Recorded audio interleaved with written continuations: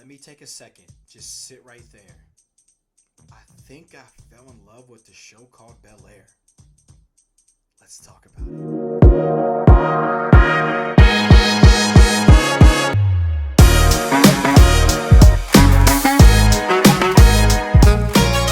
This is a review on episode 1 of the show Bel-Air.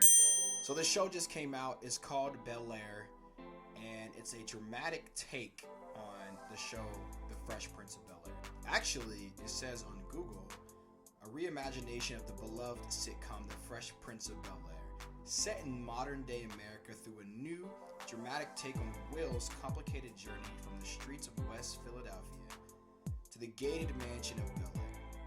As the worlds collide, he reckons with the power of second chances while navigating the conflicts, emotions, and biases of the world far different from the one he's ever known. And I'm excited because I loved it. I loved this show. I think I'm going to fall in love with it. When I first started watching the show, you're going to find yourself, at least I found myself, immediately trying to make comparisons, looking for the comparisons. I ended up realizing that these are two separate shows. And yes, there's a lot of similarities, but they're two separate shows with two completely different takes. The Fresh Prince of Bel-Air is very fun and comedic. The show Bel-Air is a dramatic, dark take on some of the things that were made light of in Fresh Prince because of it was a comedy. So instead of laughing about it, they kind of dig into it. That was a really cool take on The Fresh Prince of Bel-Air. What I believed happened, there was this video by the director, who I believe his name is Morgan Cooper. That video was floating around social media during the pandemic in 2020, and it happened to get to Will. So Will saw this dramatic take on The Fresh Prince of Bel-Air, ended up collabing with them, and boom, 2 years later, this take on The Fresh Prince of Bel-Air new series called Bel-Air comes out. A couple things I love about this is that it's an hour. It's an hour long instead of 20-25 minutes long of The Fresh Prince of Bel-Air. That was cool back then, but now I want to see some development. I also like that a lot happens in an hour. Like in The Fresh Prince of Bel-Air, there was a lot of things happening, but in a very short amount of time. I also love the character that is playing Will, Jabari Banks. I believe he's from like the South somewhere, but he does a great take on playing Will Smith. I actually saw this video of Will meeting him in person for the first time because everything was through Zoom. And it was really cool because he passed the baton to Jabari, and one of the words he said, much like Quincy Jones did for me, I want to be available for you. So that was just super, super cool to see that Will is fully on board, because, a lot of us 90s babies were nervous about what is going to happen, but the fact that Will is on board with this makes it very, very, very cool.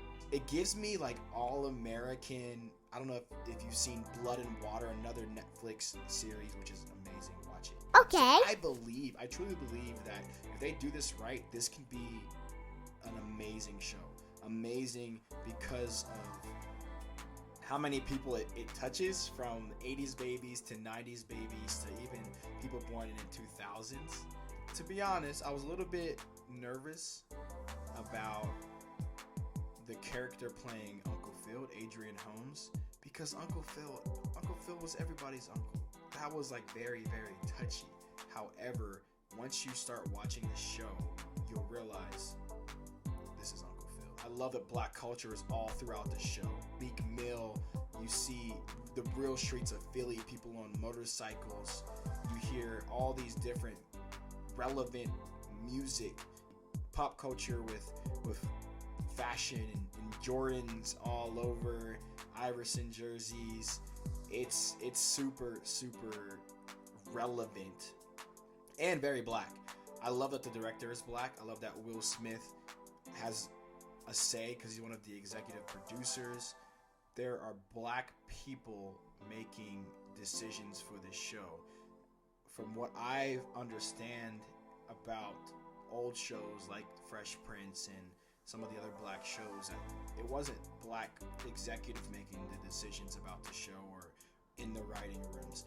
They had to rewrite the script during script reads. So I love that black people are now in the writing rooms for this show. At least I think that's what's happening.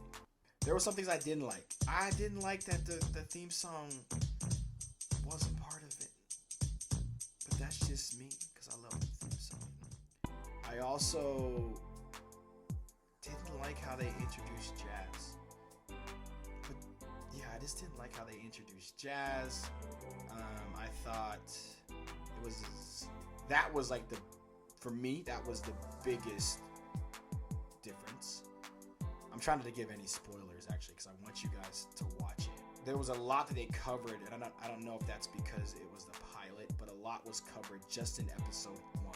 So I think they set really good foundations to see character development. The whole cast, I think, is amazing. You know, from Carlton and Jeffrey, Uncle Phil, Hillary. I think they casted them perfect. I love the take that they took to make the characters new age, and I think that's where we're going to see a lot of character development, and that's why I believe this show can really set it off and be a hit. Y'all, they got some heavy hitters for this show.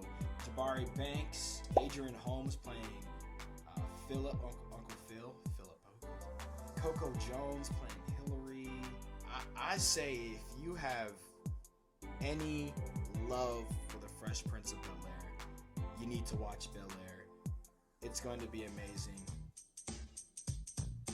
Tune in. Peace.